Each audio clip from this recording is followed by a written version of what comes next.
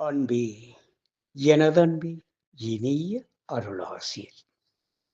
நான் அடிக்கடி கூறுவேன், உலகம் பொய், உடல் பொய், மனம் பொய், வாழ்க்கை பொய் என்று. இது எப்பொழுது தெரிகிறது என நினைத்துக் கொண்டிருக்கிறாய்? இறந்த பிறகா? உறக்கத்திலா? கனவிலா? ஆம், அப்படித்தான் நினைத்துக் கொண்டிருக்கிறார்கள். இல்லவே இல்லை. இந்த விழிப்பு நிலையிலேயே இந்த உலகம் உன் கண்களுக்கு தெரியாது மறைந்து போய் நிற்கும். உடல் காணாது, தெரியாது, அது ஒளிந்து நிற்கும்.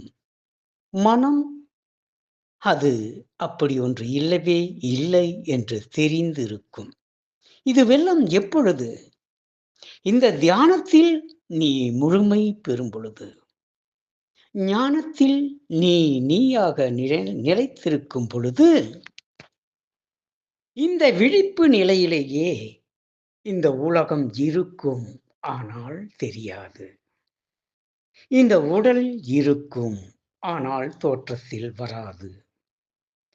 மனம் அவ்வப்பொழுது தலை தூக்கும், ஆனால் அது மறைந்து போகும்.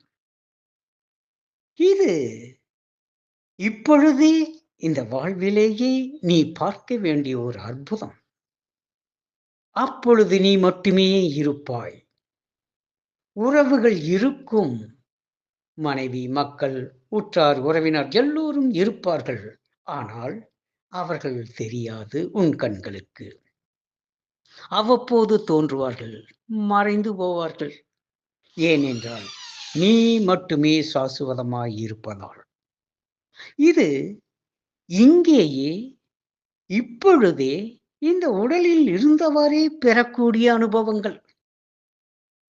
செத்த பிறகு சிவலோகம் வைகுந்தம் சேர்வோம் என்று எண்ணியிருப்பார் பித்த மனிதர். அவர் சொல்லும் உரை பேயுரையாம் என்று ஊதடா சங்கம் என்று பாரதி கூறுகிறார்.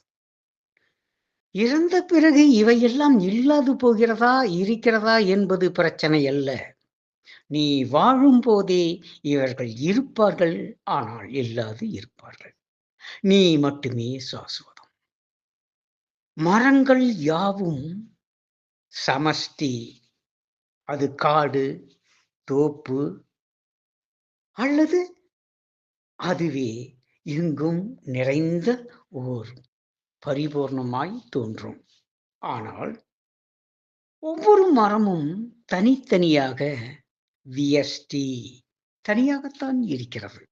ஆனால் மரம் நினைத்துக் கொள்கிறது, நான் காடாக, சோலையாக, தோப்பாக இருக்கிறேன் என்று. அது அறியாமை அல்லவா?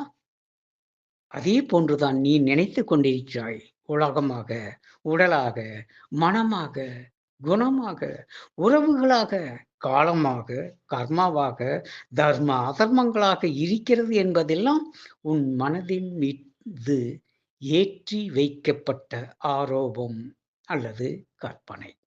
இந்த சமூகம் உனக்குள் திணித்து வைத்திருக்கும் ஓர் பொய்மை.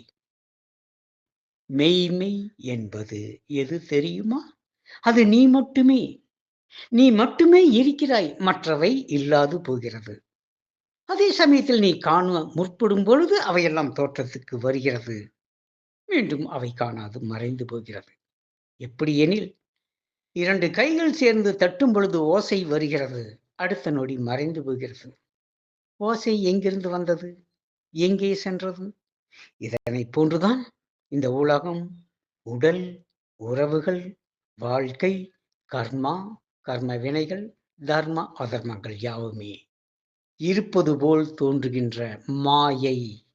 இவை இல்லை, நீ மட்டுமே சாசுவதம் என்பதுதானே நிதர்சனமான உண்மை.